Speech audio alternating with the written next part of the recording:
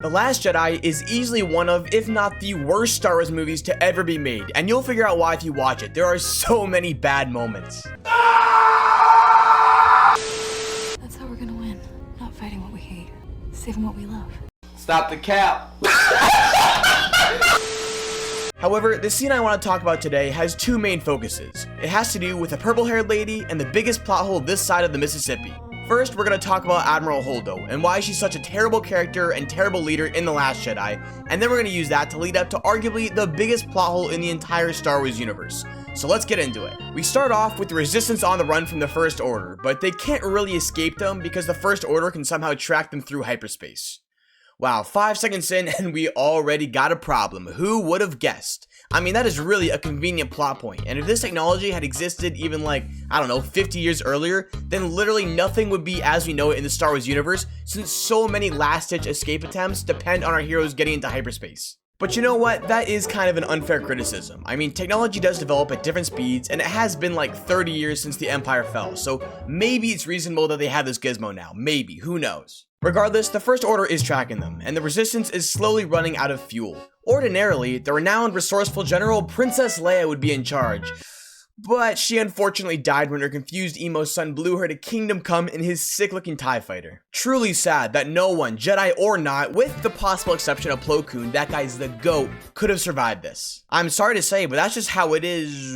Okay, correct me if I'm wrong, but did she just come back to life and start flying like Superman back to her ship? No little sense in universe that even the other people working on the movie didn't get it and had to work around it. J.J. Abrams literally had to retcon her in the next movie to make it so that Leia had been a Jedi years ago, but then quit for basically no reason at all, just to explain how the frick she's alive here. And it is still a shoddy explanation. I mean, it could have been Mace Windu flying into space, and I still would have expected him to die.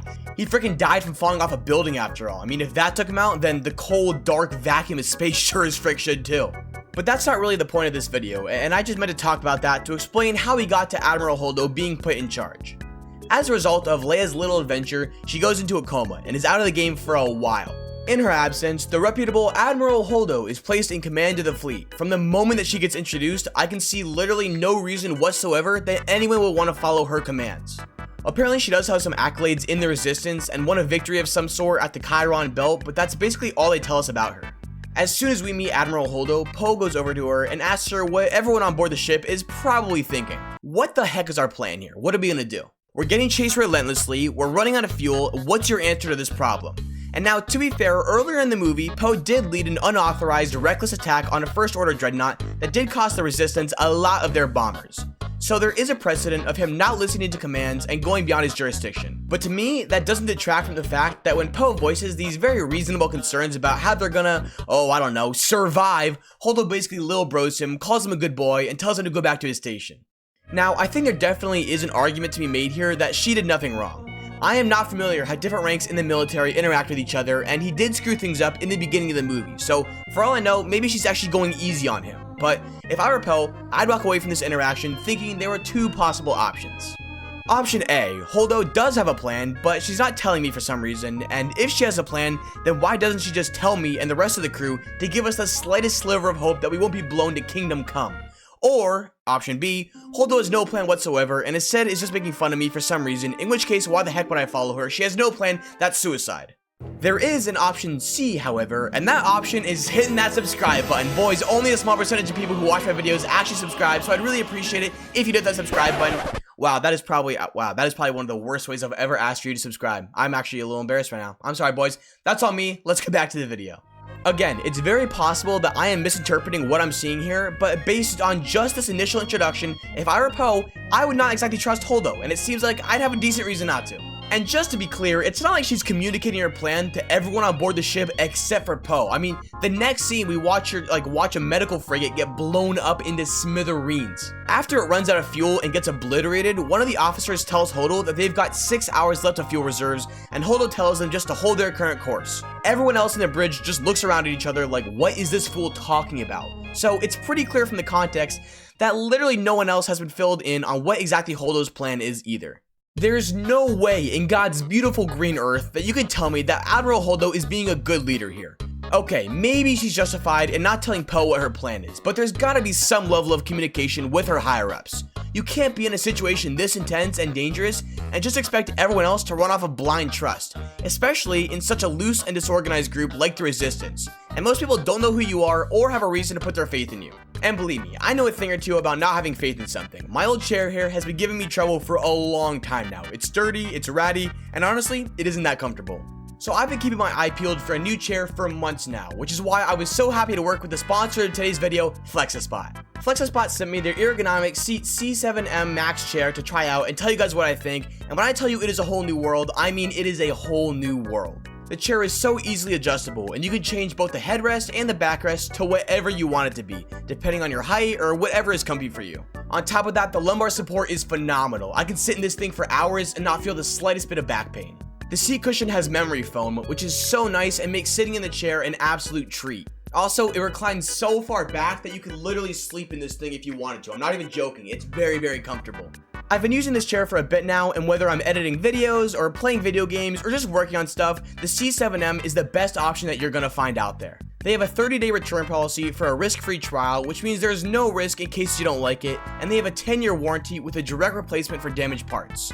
The best part of it all is that FlexiSpot is having a brand day sale now with savings up to 60% off. Don't miss this deal, and be sure to use my code BRANDDAY30 for an additional $30 off of the C7 series. That is BRANDDAY30 for an additional $30 off the C7 series. Thanks again to FlexiSpot for sponsoring this video, and now let's get back to the train wreck that is The Last Jedi. After Holdo chews Poe out, the Resistance keeps chugging along, and the First Order eventually blows up the last of their support ships, meaning they're down to just the main transport now. Poe storms into the bridge in a rage, demanding to talk to Holdo. He makes the great point that, under her leadership, they had an entire fleet that slowly got watered down to just one ship, and they still have no idea whatsoever what her plan is, or even if she has a plan. He just wants a little bit of hope. The crew just needs the tiniest bit of hope that there's even a chance of survival. But nope, instead Holdo decides that she's frickin' Socrates and hits him with this gem right here. When I served under Leia, she would say, hope is like the sun. If you only believe in it when you can see it. You'll never make it through the night. Yes.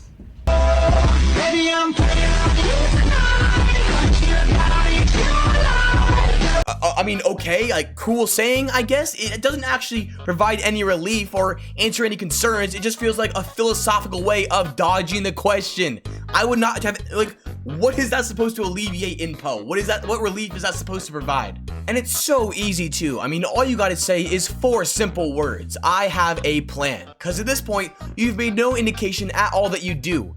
And even if she didn't have a plan, that's fine too, cause this is a pretty terrible situation to be in, not gonna lie. But then you can at least gather the crew and try to figure out a solution together. But nope, all she does is sit on her high horse and talk down to Poe about what a stupid little boy he is, giving him no reason to trust her. Wait, maybe there's hope. In the background, Poe sees the visuals that indicate that Holdo is taking what little fuel they have from the ship and using it to fill up the tiny unarmed transport pods. He starts flipping out and calling Holdo a coward, and to be completely fair to Holdo, Poe is in the wrong here. I have no idea what Poe thinks will be gained by just staying in their big ship and inching along, and honestly, evacuation isn't a terrible idea in this situation. But then he makes the completely valid point that if they leave the safety of the big ship, they'll get overtaken and obliterated instantly. Now, this would be a good time for Holdo to tell him that no, she does have a plan, and they're going to retreat to an old rebellion bunker on a distant planet once they get close enough. This is a completely reasonable solution and would probably ease the minds of the entire Resistance, knowing that there is some course of action she wants to take that could lead to their survival. But instead, Holdo just sits there silently as Poe rages and calls her a coward and a traitor. And then, when he's finally done ranting, Holdo generously explains what she's trying to do and how she does actually have a plan, and they all live happily ever after in their new utopia. Just kidding, she tells the guards to get Poe the frick off the bridge. Glad to see we're resolving these issues in a way that leaves everyone happy. This is the huge problem that comes with Admiral Holdo, in my opinion. She's presented to us later in the movie by Leia as some brilliant tactician who's playing 4D chess against the First Order the whole time, but in reality, she gives everyone literally no reason to trust her or have faith in her. What could the harm possibly be of telling the people trapped on the ship destined to die, hey, I have a plan to survive and here it is? I truly don't understand. I mean, just give them something to have hope in. Anyway, Poe tells Holdo that Finn and Rose are trying to get aboard the First Order ship and disable the tracker, and that if they just give them a little bit more time, then there's a chance they could get the First Order off their backs. Holdo is outraged, naturally, and calls Poe a bum for endangering the survival of the crew and the entire resistance. Well, it's not like he gave the guy a ton of options here. I mean, if people think there's no chance of survival, they're gonna take matters into their own hand. That is just human nature. Perhaps a little bit of communication could have come in handy here, but no. You just had to make everyone else sit in the dark for no reason at all. This is the final straw, and when Holdo orders the rest of the transports to be loaded, Poe leads a mutiny against Holdo. And you know what? Who can blame him? If the commander of the ship looks like she's gonna lead the entire crew into a defenseless death trap and doesn't do anything to alleviate these concerns, then yeah, people aren't gonna have faith in your leadership and decide that it's not only a good idea to turn against you, but also their duty. Let me repeat one more time that Holdo never once told anyone about Crate or her plans to have the resistance escape there. She just keeps making it sound like they're gonna float off into space in their tiny defenseless transports. Finn tells Poe that they almost have the tracker turned off and to prepare to jump to lightspeed as soon as they do. And what's crazy to me here is that there is an argument to be made that in theory mind you, Poe's plan for survival is genuinely better than Holdo's. Holdo's plan is to evacuate the, say, 400 or so members of the resistance down to the salt planet of Crate while she distracts the First Order by, well, you know what, we'll get to that in a minute because that's its own little nightmare. Once they're on Crate, her plan is to call for help and simply hope that other people show up, because if they don't, then the First Order is gonna overwhelm the resistance and they're cooked. On the other hand, Poe's plan genuinely has a better chance of survival in comparison. Obviously, it's a story, so these plotlines can get written any way the writers want, but the entire issue right now is the hyperspace tracker that the First Order has on the resistance. So if a secret group of people could get aboard the Supremacy and turn that off for just a minute or two, then the resistance can make a clean getaway without being tracked. That seems like a way better alternative to just sitting there in a salt mine like bums and praying that help comes out of the blue and saves you. But maybe that's just me. Anyway, Holdo fights back against the mutiny, and Poe is sealed into the bridge, about to make the jump to lightspeed as soon as Finn and Rose get the tracker turned off. But then, well, as we all know, everything goes wrong. The codebreaker did betray them, Rose and Finn got stopped, and Leia breaks down the door and stuns Poe for his mutiny. There you go. And then, I kid you not, in literally the next scene, Holdo is standing over an unconscious Poe and telling Leia that she likes him, even though he is a troublemaker. Well, if you like him, Admiral Holdo, then why the heck didn't you try to get him on board with your plan? Why did you go out of your way to make it sound like you had no idea what you were doing and force him to look for alternatives? Truly, Holdo's character makes no sense whatsoever and does not come across as a good leader in any way at all. I don't know what Rian Johnson thought he was cooking up. Regardless, when Poe wakes up in the transport a little bit later, he sees Crate in the distance and asks Leia what's going on. Leia tells him that Holdo knew that First Order wasn't tracking their small ships, only their big ones, and so she stayed back in the big ones so that with the attention on her, the transports could slip down to Crate unnoticed. Oh, okay, cool. But now that raises two big questions. First, how does Holdo know that the First Order is only tracking their big ships? Seriously, that's a genuine question. I mean, she didn't know that the First Order could track them through hyperspace at all until like yesterday. No one did. So how does she all of a sudden know the limits of their tracking capabilities? And second, why the frick couldn't she tell anyone that? Why not? Was that plan really so outrageous and crazy that she had to leave everyone else in the dark? Instead of voicing any of this, Poe just sits there like a bum and lets Leia tell him, quote, Holdo was more interested in protecting the light than she was in seeming like a hero.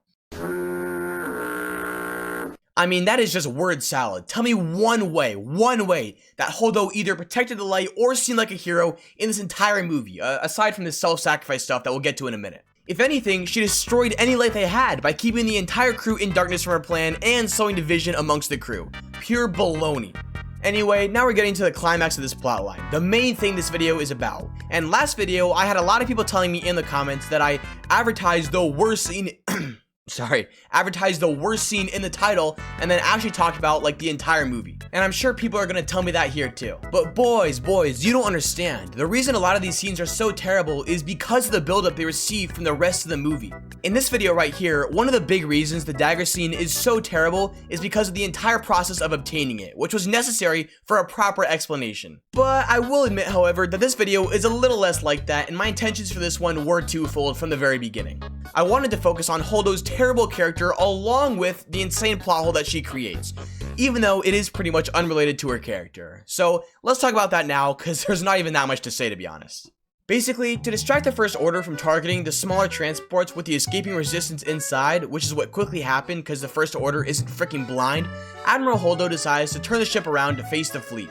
I wonder what she could possibly do now. I mean, it's a relatively small ship, and there's no way she's gonna face down the entire First Order in it, or do anything stupid like, I don't know, go into hyperspace and obliterate the entire fleet, or some other useless, holy frick, she just went into hyperspace and obliterated the entire fleet. Lord have mercy on us all, that may just be the biggest plot hole in Star Wars.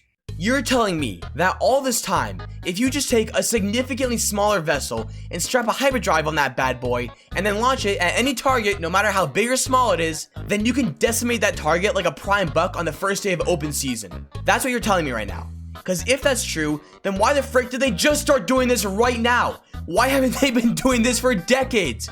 Death Star give you trouble? Strap a hyperdrive to the nearest Waffle House and let that John rip. Need to deal with an Imperial blockade? Well, lucky for you, you can just send your local kitchen sink into hyperspace and it'll cut through it like butter. I will give Ryan credit for one thing, however, the scene does look beautiful and the silence cuts louder than any explosion ever could, but that is literally the only redeeming part of this scene, and it's the least important part. I genuinely challenge any of you to think of a bigger plot hole, because I sure as heck can't, and this literally destroys the past 50 years of Star Wars storytelling, because if everyone could do this the whole time and they just didn't, then they're just straight up morons. There's no other way to put it. They are stupid people. And yeah, I know in the next movie they say that, oh, the Holdo Manuever was 1 in a million, we can never do that again, but everyone knows that is just lazy retconning that they had to do. The cat's out of the bag, JJ, and it's not going back in that easy. What a disgrace. And speaking of disgraces, if you think that Holdo and the Holdo Manuever were bad, then you need to check out this video right here, where I absolutely tore up J.J. Abrams' stupid Sith dagger plotline, because that was a terrible, terrible scene.